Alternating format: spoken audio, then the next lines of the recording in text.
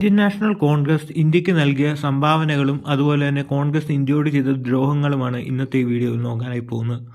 ആദ്യം നമുക്ക് കോൺഗ്രസ് ഇന്ത്യക്ക് നൽകിയ സംഭാവനകൾ നോക്കാം.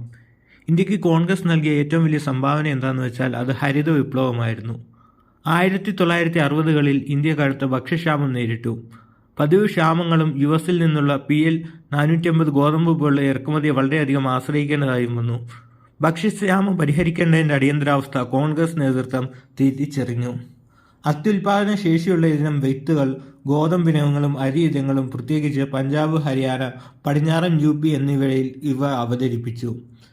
കനാലുകൾ, കുഴൽക്കിണറുകൾ, ജലപരിപാലനം എന്നിവയിൽ വൻതോതിലുള്ള നിക്ഷേപം നടത്തി. വളം, കീടനാശിനി സബ്സിഡികൾ ഉൽപാദനക്ഷമത വർദ്ധിപ്പിക്കുകയും വിളകൾ സംരക്ഷിക്കുകയും ചെയ്തു. അങ്ങനെ ഇന്ത്യ ഒരു ഫുഡിൻ്റെ കാര്യത്തിൽ സ്വയം പര്യാപ്തത ഇല്ലാത്ത രാജ്യമായിരുന്നു. എന്നാൽ ഗ്രീൻ റവല്യൂഷനിലൂടെ ഇന്ത്യയെ ഭക്ഷ്യ സ്വയം പര്യാപ്തമായൊരു രാജ്യമാക്കി മാറ്റാൻ കോൺഗ്രസിന് സാധിച്ചു. അതാണ് കോൺഗ്രസ് ഇന്ത്യക്ക് ചെയ്ത ഏറ്റവും വലിയ സംഭാവന. ഇനി കോൺഗ്രസിൻ്റെ മറ്റു സംഭാവനകൾ നോക്കാം. അതിൽ ആദ്യമായി തന്നെ വരുന്നത് സ്വാതന്ത്ര്യ സമരത്തിലെ പ്രധാന പങ്കാണ്. 1885-ൽ സ്ഥാപിതമായ INC ബ്രിട്ടീഷ് ഭരണത്തിന് കീഴിൽ ഇന്ത്യയെ ദേശീയതയുടെ പ്രധാന വേദിയാക്കി മാറ്റി. ഗാന്ധിജിയുടെ നേതൃത്വത്തിലുള്ള സമരങ്ങളും നെഹ്റു, പട്ടേൽ, ബോസ് തുടങ്ങിയ നേതാക്കളും കോൺഗ്രസിൽ നിന്നാണ് ഉയർന്നു വന്നത്. അടുത്ത് ഭരണഘടന രൂപപ്പെടുത്തലാണ്. 1947-ൽ ഇന്ത്യക്ക് സ്വാതന്ത്ര്യം ലഭിച്ചു. 1950 ആയപ്പോഴേക്കും ഇന്ത്യൻ ഭരണഘടനയുടെ കയറ് തയ്യാറാക്കിയതും കോൺഗ്രസ് ആണ്. സാർവത്രിക പ്രായപൂർത്തി, വോട്ടവകാശം, മതേതരത്വം, മൗലികാവകാശങ്ങൾ എന്നിവയ്ക്കായി കോൺഗ്രസ് വാദിച്ചു. അടുത്ത് രാഷ്ട്ര നിർമ്മാണവും സാമ്പത്തിക ആസൂത്രണവും. ജവഹർലാൽ നെഹ്റുവിൻ്റെ കീഴിൽ ഇന്ത്യ പഞ്ചവത്സര പദ്ധതികളുള്ള ഒരു മിശ്രിത സമ്പദ് വ്യവസ്ഥയായിരുന്നു. വ്യാവസായികവൽക്കരണം, ശാസ്ത്ര സ്ഥാപനങ്ങൾ, ITI, ISRO പോലുള്ളവ വിപുലീകരിച്ചതും കോൺഗ്രസ് ആയിരുന്നു. സാമൂഹിക പരിഷ്കരണങ്ങൾ. സമീന്ദാരി സമ്പ്രദായം നിർത്തലാക്കുകയും പുതിയ ഭൂപരിഷ്കരണം അവതരിപ്പിക്കുകയും ചെയ്തു. വിദ്യാഭ്യാസം, ആരോഗ്യ സംരക്ഷണം, സ്ത്രീകളുടെ അവകാശങ്ങൾ എന്നിവയ്ക്കുള്ള പ്രോത്സാഹനം നൽകി. ജനാധിപത്യ ഏകീകരണം. നേരത്തെയുള്ള തെരഞ്ഞെടുപ്പുകളിൽ ആധിപത്യം സ്ഥാപിച്ചു. പക്ഷേ പരാജയപ്പെട്ടപ്പോൾ സമാധാനപരമായി അധികാരം കൈമാറി. ജനാധിപത്യ മാനദണ്ഡങ്ങൾ ശക്തിപ്പെടുത്തി. 1956-ൽ ഭാഷാടിസ്ഥാനത്തിൽ സംസ്ഥാനങ്ങളെ പുനഃസംഘടന ചെയ്തതും കോൺഗ്രസ് ആണ്. അടുത്ത ഫോറിൻ പോളിസി ലെഗസിയാണ്. ശീതയുദ്ധ സഖ്യങ്ങളിൽ നിന്ന് ഇന്ത്യയെ സ്വതന്ത്രമാക്കി നിലനിർത്തുന്നതിനായി ചേരിചേരാ പ്രസ്ഥാനത്തിനു വേണ്ടി കോൺഗ്രസ് വാദിച്ചു. ആഗോളതലത്തിൽ സമാധാനപരമായ സഹവർത്തിത്വത്തിനും കൊളോണിയൽ വിരുദ്ധതയ്ക്കും കോൺഗ്രസിന്റെ ഐക്യദാർഢ്യം പ്രോത്സാഹനം നൽകി. അടുത്തത് നാട്ടുരാജ്യങ്ങളെ സംയോജിപ്പിച്ചതാണ്. നാട്ടുരാജ്യങ്ങളുടെ നിയന്ത്രിത സംയോജനം കോൺഗ്രസിന്റെ ഒരു വലിയ നേട്ടമാണ്. സർദാർ വല്ലഭായ് പട്ടേലിന്റെ കീഴിൽ ഇന്ത്യയിലുണ്ടായിരുന്ന നാട്ടുരാജ്യങ്ങളെ കോൺഗ്രസ് ഏകീകരിക്കുകയും ഇന്ത്യ എന്ന് പറയുന്ന രാഷ്ട്രം രൂപപ്പെടുത്തുകയും ചെയ്തു. അടുത്തത് പൊതുജനാരോഗ്യവും സാമൂഹിക ക്ഷേമവുമാണ്. അതിൽ പ്രധാനപ്പെട്ടത് പോളിയോ നിർമ്മാർജ്ജനം. 2014-ൽ ഇന്ത്യ പോളിയോ വിമുക്തമാക്കി പ്രഖ്യാപിക്കപ്പെട്ടു. കോൺഗ്രസ് നേതൃത്വത്തിലുള്ള സംരംഭങ്ങളുടെ ഭാഗമായി നേടിയ ഒരു നാഴികക്കല്ലായിരുന്നു ഇത്. അടുത്തത് ദേശീയ ഗ്രാമീണ ആരോഗ്യ ദൗത്യം. അത് 2005-ലായിരുന്നു. സേവനങ്ങൾ കുറഞ്ഞ പ്രദേശങ്ങളിൽ ആരോഗ്യ സംരക്ഷണം വ്യാപിപ്പിച്ചു. വിദ്യാഭ്യാസ അവകാശ നിയമം 2009. 6 മുതൽ 14 വയസ്സുവരെ പ്രായമുള്ള കുട്ടികൾക്ക് വിദ്യാഭ്യാസം മൗലികാവകാശമാക്കി. അടുത്ത് ശാസ്ത്ര സാങ്കേതിക നാഴികക്കല്ലുകളാണ്. ഇസ്രോയുടെ ചൊവ്വ ഭ്രമണപഥ ദൗത്യം. 2013-ൽ വിക്ഷേപിച്ച മംഗൾയാൻ എന്ന ഉപഗ്രഹം ആദ്യ ശ്രമത്തിൽ തന്നെ ചൊവ്വയുടെ ഭ്രമണപഥത്തിലെത്തി. ഇത് ഇന്ത്യയെ ലോകത്തിനു മുമ്പിൽ അഭിമാനത്തിലേക്ക് ഉയർത്തിയ ഒരു നിമിഷമായിരുന്നു. ഇതിന്റെ പിന്നിൽ പ്രവർത്തിച്ച പാർട്ടി കോൺഗ്രസ് ആയിരുന്നു. അഗ്നി 5 മിസൈൽ പരീക്ഷണം 2012. ഇന്ത്യയുടെ തന്ത്രപരമായ പ്രതിരോധ ശേഷി ശക്തിപ്പെടുത്തി. അടുത്തത് INS വിക്രാന്ത് 2013. ഇന്ത്യയുടെ ആദ്യത്തെ തദ്ദേശീയമായി നിർമ്മിച്ച വിമാനവാഹിനി കപ്പലായിരുന്നു INS വിക്രാന്ത്. അടുത്തത് സാമ്പത്തിക ഉൾപ്പെടുത്തലുകളും സാമ്പത്തിക പരിഷ്കരണങ്ങളും. സമ്പദ് വ്യവസ്ഥയുടെ ഉദാരവൽക്കരണം. അതായത് 1991-ൽ നടന്ന സാമ്പത്തിക ഉദാരവൽക്കരണം. അത് പ്രധാനമന്ത്രി നരസിംഹ റാവുവും ധനമന്ത്രി മൻമോഹൻ സിംഗും ചേർന്നാണ് ചെയ്തത്. ഒരു അടഞ്ഞ സമ്പദ് വ്യവസ്ഥയിൽ നിന്ന് ആഗോളവൽക്കരിക്കപ്പെട്ട ഒരു വിപണിയായി ഇന്ത്യയെ ഇതോട് മാറ്റുകയുണ്ടായി. അടുത്തത് ഭാരതീയ മഹിളാ ബാങ്കാണ്. 2013-ൽ ഇന്ത്യയിലെ ആദ്യത്തെ മുഴുവൻ വനിതാ വാണിജ്യ ബാങ്കായിരുന്നു ഇത്. Biometric census 2011. ലോകത്തിലെ ഏറ്റവും വലിയ സെൻസസ്. ആധാറിന് അടിത്തറവാകുന്നു. അടുത്ത് നിയമപരവും മനുഷ്യാവകാശപരവുമായ ചട്ടക്കൂടുകൾ.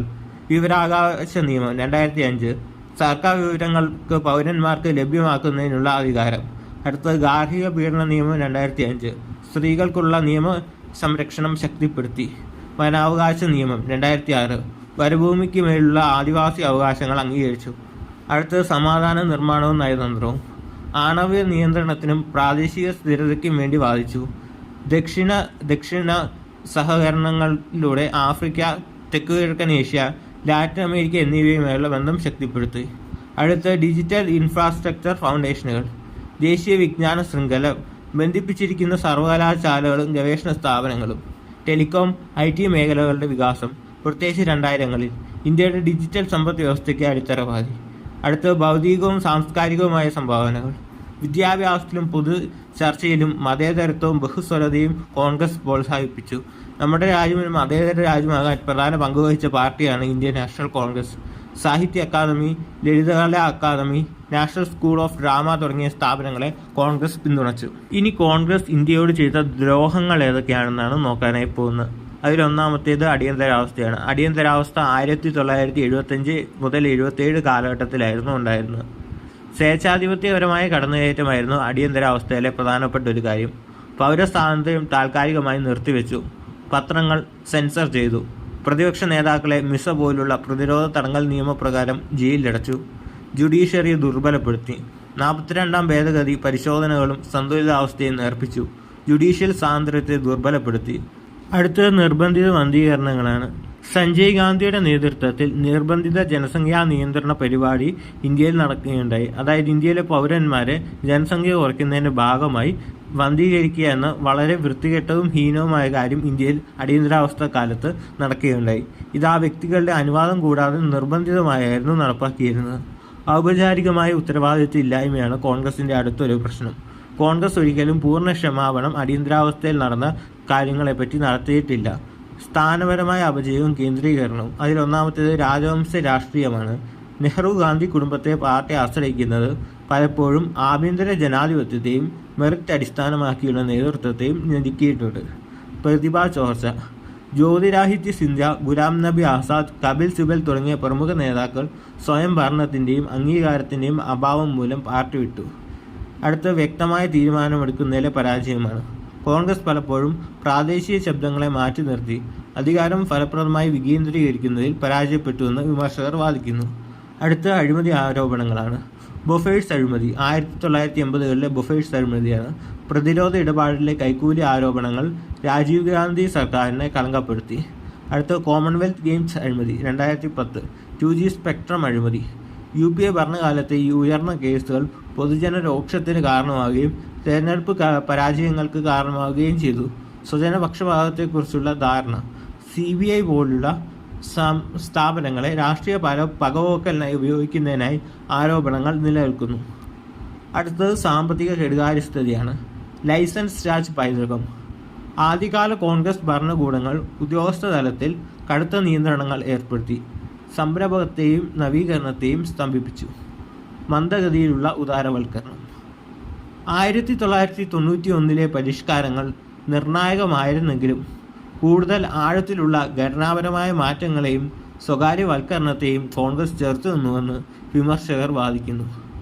ഗ്രാമീണ മേഖലയിലെ ബന്ധം വിച്ഛേദിക്കൽ. ക്ഷേമ പദ്ധതികൾ ഉണ്ടായിരുന്നിട്ടും കാർഷിക ദുരിതം സുസ്ഥിരമായ രീതിയിൽ പരിഹരിക്കാൻ കോൺഗ്രസ് പാടുപെട്ടു. അടുത്ത് തെരഞ്ഞെടുപ്പ് തകർച്ചയും തന്ത്രപരമായ പരാജയങ്ങളുമാണ്. മോശം ചർച്ചാ കഴിവുകൾ മൂലം ഗോവ, മണിപ്പൂർ തുടങ്ങിയ സംസ്ഥാനങ്ങളിൽ കോൺഗ്രസ് വലിയ ഒറ്റകക്ഷി ആയിരുന്നെങ്കിലും ദുർബലമായ സഖ്യനിർമ്മാണം മൂലം സർക്കാരുകൾ രൂപീകരിക്കുന്നതിൽ കോൺഗ്രസ് പരാജയപ്പെട്ടു. ആഖ്യാനത്തിൻ്റെ അഭാവം. അതായത് BJPയുടെ ദേശീയതയ്ക്കും ക്ഷേമജനകീയതയ്ക്കുമെതിരായി യോജിച്ചൊരു പ്രത്യയശാസ്ത്ര ബദൽ അവതരിപ്പിക്കാൻ പാർട്ടി പാടുപെടുകയാണ്. അടുത്ത സംഘടനാ ബലഹീനത. ആന്തരിക വിയോജിപ്പുകൾ, വിഭാഗീയത, കാലഹരണപ്പെട്ട പ്രചാരണ തന്ത്രങ്ങൾ എന്നിവ കോൺഗ്രസിൻ്റെ അടിസ്ഥാന സാന്നിധ്യത്തെ ഇല്ലാതാക്കുന്നു.